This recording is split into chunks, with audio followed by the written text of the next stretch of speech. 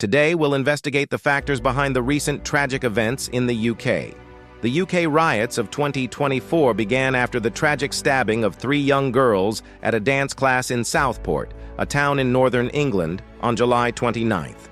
The attack, which happened at a Taylor Swift-themed event, resulted in the deaths of a 6-year-old B.B. King, 7-year-old Elsie Dot Stancombe, and 9-year-old Alice da Silva Aguiar, with several others injured.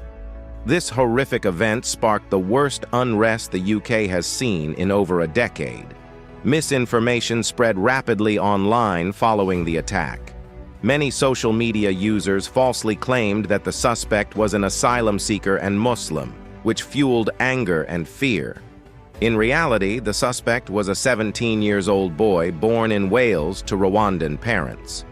Despite police efforts to stop the spread of false information, it continued to spread, leading to significant unrest. The evening after the attack, a vigil was held in Southport, which later turned violent. Rioters targeted a local mosque, throwing bricks and bottles and setting a police van on fire. The violence was widely condemned, with local MP Patrick Hurley calling out those who used the tragedy for their political purposes. Prime Minister Sir Keir Starmer also criticized the marauding mobs that took to the streets of Southport. The unrest didn't stay confined to Southport.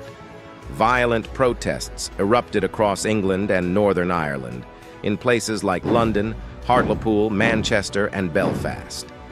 These protests often targeted mosques and buildings housing asylum seekers, with significant property damage and injuries reported.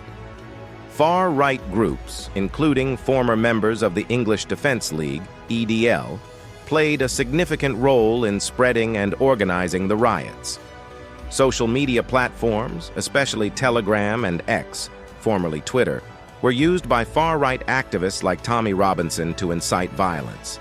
These messages reached a wide audience, encouraging many people, even those not usually connected to far-right ideologies, to join the protests. Riots took place across the UK, from Plymouth in the south to Sunderland in the north, and in Belfast, Northern Ireland. These riots caused extensive damage, with buildings, cars, and shops set on fire. In some places, such as Rotherham, asylum seekers and local residents faced terrifying attacks, with mobs breaking into buildings and causing significant fear and damage. The UK government and police responded strongly, making over 600 arrests by August 9th, including children as young as 11. The government announced a standing army of specialist officers to deal with the disorder and emphasized the importance of removing misinformation from social media platforms. There were also discussions about prosecuting some of the rioters under terrorism laws and possibly extraditing influencers who incited the violence from abroad. Despite the violence, many communities responded with peaceful protests and solidarity. In Southport and other affected areas, local residents organized cleanup efforts, fundraisers, and support for those impacted by the violence. Anti-racism protests also took place in several cities, countering the anti-immigration sentiment driving the riots.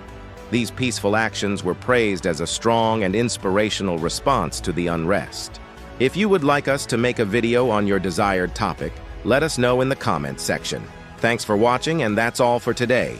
Please keep watching, subscribing, and we will meet again with another exciting factual discovery.